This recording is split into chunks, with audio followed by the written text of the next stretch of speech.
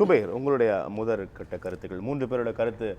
நிறைய பேசிட்டாங்க. பார்த்தீங்க. சுபைர் சொல்லுங்கள். அதாவது தேசிய ஜனநாயக கூட்டணி என்டிஏயை பொறுத்த வரைக்கும் தமிழ்நாட்டில் பலகீனமாக இருக்குது அப்படிங்கிறத அமித்ஷாவை சொல்கிறார். இதை வந்து பலப்படுத்தணும், இந்த கூட்டணி இன்னும் வலிமைப்படுத்தணும்னு நினைக்கிறார். இப்போ அதுக்காக தொடர்ந்து வரக்கூடிய காலங்களில் அவர் வாரம் ஒரு முறை கூட வர்றதுக்கான ஏற்பாடுகள்லாம் இருக்குங்கிற மாதிரி சொல்கிறாங்க. அப்போ தேசிய ஜனநாயக கூட்டணியை வலுப்படுத்தணும்னா ஆல்ரெடி தேசிய ஜனநாயக கூட்டணியில் தமிழ்நாட்டில் இருந்த கட்சிகள் இப்போ இல்லை, ஒன்றும் முடிவெடுக்காத நிலைமையில் இருக்காங்க. பாமக 2 பிளவாக இருக்குது, தேமுதிக முடிவெடுக்கலை, ஏசி சண்முகம் முடிவெடுக்கலை, ஜான் பாண்டியன் முடிவெடுக்கலை, யார் முடிவெடுக்கலை, அதிமுக பாஜக கூட்டணி மட்டும்தான் உறுதியாக இருக்குது. இந்த கூட்டணியை வைத்து கொண்டு திமுகவை வீழ்த்தி விட முடியாதுன்னு நம்புகிறாங்க அவங்க. அப்போ இந்த கூட்டணியை பலப்படுத்தணும். வேறு கட்சியை உள்ளே கொண்டு வரதுக்கு முயற்சி பண்ணாங்க, அது வேறு கட்சி எது வர்றதுக்கான வாய்ப்பு இல்லை. அப்போ இருக்கிற கட்சியை பலப்படுத்த வேண்டிய கட்டாயத்தில் இருக்காங்க. அப்போ தென் மாவட்டத்தில் கிட்டத்தட்ட 60-70 தொகுதிகளில் அந்த முக்குளத்தூர் சமூகத்தின் வாக்கு வந்து ரொம்ப கணிசமாக இருக்குது.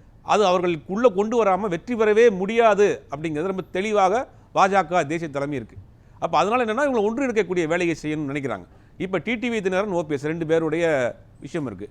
டிடிவி தினகரன் ஒரு கட்சி ஆரம்பிச்சிருக்கிறாரு. அவர் வைக்கக்கூடிய ஒரே ஆப்ஷன் வந்து எடப்பாடி பழனிசாமியை முதலமைச்சர் வேட்பாளராக ஏற்றுக்கிற மாட்டேன், அந்த ஒரு கண்டிஷனுக்கு நீங்கள் ஒத்துக்கிட்டீங்கன்னா உள்ளே வரங்கிறார். ஓபிஎஸை பொறுத்த வரைக்கும் எந்த கண்டிஷனுமே கிடையாது, என்னையும் அதிமுகவில் சேர்த்தா போதும் அப்படிங்கிறார். இப்போ கடைசியில் என்ன, ஓபிஎஸ்ஐ மட்டுமாவது உள்ளே கொண்டு வந்து அந்த முக்குளத்தூர் சமூகத்தினுடைய இந்த கோபத்தை தணிக்கக்கூடிய வேலையை பாஜக இறங்கியிருக்கு. வரக்கூடிய இந்த 15ஆம் தேதி 20ஆம் தேதி மேலே அவர் வர்றப்ப அதற்கு உண்டான இணைப்புக்கு உண்டான வேலையை செய்ய போகிறாங்கங்கிற ஒரு தகவலும் சொல்கிறாங்க. அப்போ அவரை பொறுத்த வரைக்கும் ஒரு ஆப்ஷனே வைக்கல. அவர் என்னென்ன அதிமுகவில் சேர்த்துக்கங்கன்னு. ஆனால் இது எடப்பாடி பழனிசாமி என்ன முடிவெடுக்க போகிறார் அப்படிங்கிற ஒரு பெரிய கேள்வி இருக்குது. ஏன்னா இருக்கு சார், நான் பேசுகிறேன். தனக்கான ஒரு இணையான இன்னொருத்தரை எப்படி அவரே ஒரு கேட்டை திறந்து உள்ளே விட போகிறார், இது எப்படி ஏற்றுக்கிற போகிறாருங்கிறது தெரியல. இதெல்லாம் வந்து நடந்து முடிந்த பிறகு தான் தெரியும். அப்போ கட்சியை வலுப்படுத்த வேணும், தேசிய ஜனநாயக கூட்டணியை பலப்படுத்தணுங்கிறதுல பாஜக தலைமை ரொம்ப தெளிவாக இருக்குது. அதுக்கான வேலைகளை செஞ்சுக்கிட்டு இருக்காங்க. ரெண்டாவது, இவர் ராம்கி சொன்னார், டெல்லி தலைமை வந்து இதெல்லாம் கண்டுக்கிறல, இதெல்லாம் தலையிட மாட்டாங்க அப்படின்னா. தலையிடல. அதிமுகவில் நடக்கக்கூடிய இத்தனை குழப்பங்களுக்கும் பாஜக காரணங்கிறது எல்லாருக்கும் தெரியும். தர்ம யுத்தம் பண்ண சொன்னது பாஜக தான். இன்றைக்கி டெல்லியில் அழைச்சி பேசுகிறது பாஜக தான். ஒரு கட்சியில் முரண்பட்டு நிற்கக்கூடிய செங்கோட்டையனை ஏன் இன்னொரு கட்சி தலைமை கூட்டணி இருக்கக்கூடிய ஒரு கட்சி அழைத்து பேசுது? இப்போ திமுக கூட்டணியில் மதிமுக இருக்குது. மல்லை சத்யா தனியாக போய் ஒரு கட்சி ஆரம்பிச்சிட்டாரு. மல்லை சத்யாவை கூப்பிட்டு தலைமை திமுக தலைமை பேசினா என்ன ஆகும்? ஆனால் அதிமுகவில் அப்படி நடக்குது. அதிமுகவில் முரண்பட்டவர்களை கூட்டணிக்குள் இருந்து கொண்டே இவர்கள் அழைத்து பேசுகிறாங்க. அந்த அம்மா இருக்கிறப்ப இப்படியே நடந்துச்சு, உட்கட்சி பிரச்சனையை இன்னொரு கட்சியில் போய் பேசுனீங்க. அப்போ இந்த பாஜகக்குள் இருக்க அதிமுகக்குள் இருக்கக்கூடிய இத்தனை குழப்பங்களுக்கும் பாஜக தான் காரணம் அப்படிங்கிறாங்க. பாஜக என்ன பண்ணுறாங்கன்னா இப்போ திருப்பி இதை ஒன்று சேர்க்கணும். இந்த பலத்தோட திமுக கூட்டணியை வீழ்த்தி விட முடியாது. 1000 குறைபாடுகள் திமுக மேல் இருந்தாலும், விமர்சனங்கள் இருந்தாலும், மதவாத எதிர்ப்பு, பாஜக எதிர்ப்பு, மாநில உரிமை என்கிற விஷயத்தில் திமுக கூட்டணி அங்கே ஒரு பலமாக இருக்குது. இதை வீழ்த்தணுன்றார். இன்னொரு விஷயம் சொல்கிறாரு, ஓபிஎஸ் அவர்கள் வந்து திமுகவை கடுமையாக எதிர்க்கல, டிடிவி திமுகவை கடுமையாக திமுகவை எதிர்க்கிறது யாருன்னா இப்போ டிவிக்கே தான். விஜய் தான் திமுகவை கடுமையாக எதிர்க்கு. அப்போ அவரை உள்ள கொண்டு வந்துடுவீங்களா? அது நம்ம அந்த லாஜிக்கெல்லாம் பார்த்தா பண்ண முடியும். இவர் அதிமுக அவர் தனி கட்சிங்க. இல்லை அதிமுக இருந்ததுனால அந்த கருத்தை கடுமையாக எதிர்க்கிறார். இப்போ ஒருவேளை நீங்கள் வந்து இவரை உள்ள கொண்டு எதிர்க்கவில்லை என்கிறார், எதிர்க்கலையே அப்படின்றார். அதை சொல்றாரு, எதிர்ப்பதாக கூறினார். ராம்கி எதிர்க்கலையே, எதிர்த்தா பிரச்சனை இல்லையே.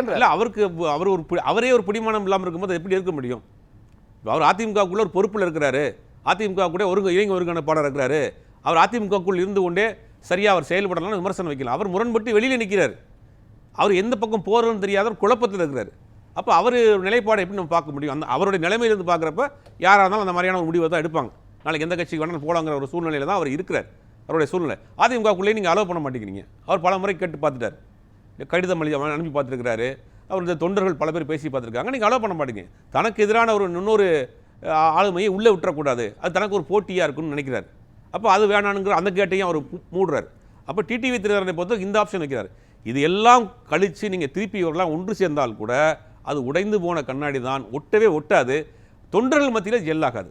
இல்லை, இப்போது 24 நாடாளுமன்ற தேர்தலில் பாஜகவோட இருந்தது, அதிமுக கூட இருந்தவங்களாம் இன்னும் இருக்காங்க, இன்னும் அறிவிக்கலை. ஏன்னா சமீபத்தில் பிரதமருடன் சந்திப்பெல்லாம் கூட நம்ம பார்த்தோம். அதனால் ஏறக்குறைய இந்த கூட்டணியில் தான் இருக்கிறார்கள். ஆனால் அதிகாரப்பூர்வமாக அறிவிப்பு வெளியிடல. அப்போது அவங்களாம் எக்ஸிஸ்டிங்காக இருக்காங்க. இப்போ இந்த உட்கட்சி விவகாரத்தோட பார்க்கல, அவங்க இருக்கிறாங்க, ஓபிஎஸ் அமமுக பேசுகிறாங்க. ஆனால் அதை தவிர்த்து பார்க்கும்போது எல்லாமே இந்த இருக்கிறாங்க. ஒன்றும் வந்து கன்ஃபார்ம் பண்ணல. அதுக்குள்ளேயே சில பிளவுகள் இருக்குது. பாமகவில் 2 பிளவாக இருக்குது. சின்னையா பிளவு, பெரிய ஐயா அவருடைய பிளவாக இருக்குது. அது 2 பிளவாக இருக்குது. இப்போ இந்த பக்கம் தேமுதிக பொறுத்த வரைக்கும் அவங்க இன்னும் முடிவெடுக்கலாம்னு தெரியல. அவங்க எந்த முடிவு வேணாலும் எடுப்பாங்க. ஆனால் இந்த பக்கம் ஏசி சண்முகமாக இருக்கட்டும், ஜான் பாண்டியனாக இருக்கட்டும், இவர்களாம் சிறிய வாக்கு வங்கியில் உள்ள கட்சிகள் தான். பெருசான ஒரு மாற்றத்தை அவர்களால் கொண்டு வந்துட முடியாது. இப்போ அதிமுக பாஜக கூட்டணி உருவானதுக்கு பிறகு பெரிய கட்சிகள் எதுவும் வரலையே. பெரிய ஓட் பேங்க் வச்சிருக்கக்கூடிய விசிகாவை கூட்டு பார்த்தாங்க, கம்யூனிஸ்டுகளையே கூட்டு பார்த்தாங்க, யாரும் வரலையே. அப்போ இந்த கூட்டணி இன்னும் வந்து பலப்படுத்தணுங்கிறது பாஜகவினுடைய நிலைப்பாடு. அப்போ இவர்களை உள்ளே கொண்டு வரணும்னு நினைக்கிறாங்க.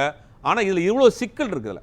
டிடிவி அவருடைய ஆப்ஷனான இந்த தேசிய ஜனநாயக கூட்டணியில் அதிமுக கூட்டணி வந்ததுக்கு பிறகு முதல் கண்டிஷனே என்ன சொல்லியிருக்காரு, டிடிவி வந்து ஒரு 2 மாதம் கழித்து வெளியே போகிறார்.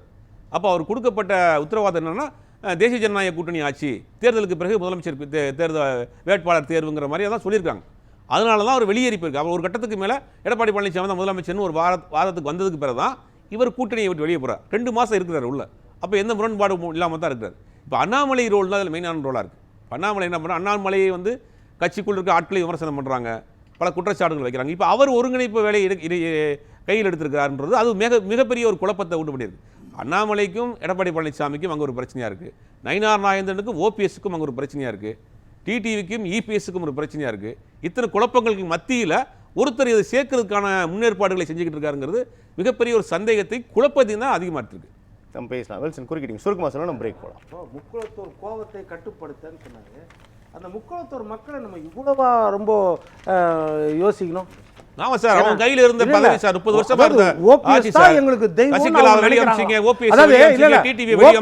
எங்களுக்கு தெய்வம்னு அவங்க நினைக்கிறாங்களாம். அந்த மாதிரி 3 லட்சம் பேர் போட்டு போட்டாங்க. முக்குளத்தூருக்கு ஓபிஎஸ் என்ன செய்திருக்காரு? அடுத்தது என்ன சொல்றேன், சசிகலாமா டிடிவியை நீக்க வேண்டும் முதல் கையெழுத்து ஒருங்கிணைப்பாளர் போட்டது பச்சை இங்கில ஓபிஎஸ். அப்போ அந்த கோவத்தின் வெளிப்பாடு ராமநாதபுரத்துல விழுந்த 3 லட்சம் ஓட்டு, தேனியில விழுந்த 3 லட்சம் ஓட்டு. ஜெயலலிதா அம்மா அடையாளம் காட்ட நீங்க ஓபிஎஸ் சொல்றீங்க. பிப்ரவரி 5ஆம் தேதி 2017 ராஜினாமா கடிதம் கொடு அப்படின்னு அவர்கிட்ட வாங்கிட்டு அவருக்கு அமைச்சர் கொடுக்காம செங்கோட்டையனுக்கு அமைச்சர் கொடுத்தாங்க. ஜெயலலிதா அம்மா நீக்கின செங்கோட்டையனுக்கு. அப்போ முக்குளத்தூர் கோவப்பட மாட்டாங்களா சசிகலா அம்மா மேல? இது யதார்த்தமா இது? சரி, இன்னைக்கு பாத்துக்கோங்க, அந்த முக்குளத்தோர் டிடிவி தினகரன் நின்றாரு போன எலெக்ஷன்ல 5,71,000 தங்க தமிழ்ச்செல்வன். அதுல பாதி கூட வாங்கல, 2,92,000 தான் தினகரன் வாங்கினது. ஆனா அந்த மக்களை வந்து அந்த மாதிரி ஒரு தனிப்பட்ட நபருக்காக நம்ம குறைத்து மதிப்பிட வேண்டிய அவசியம் கிடையாது.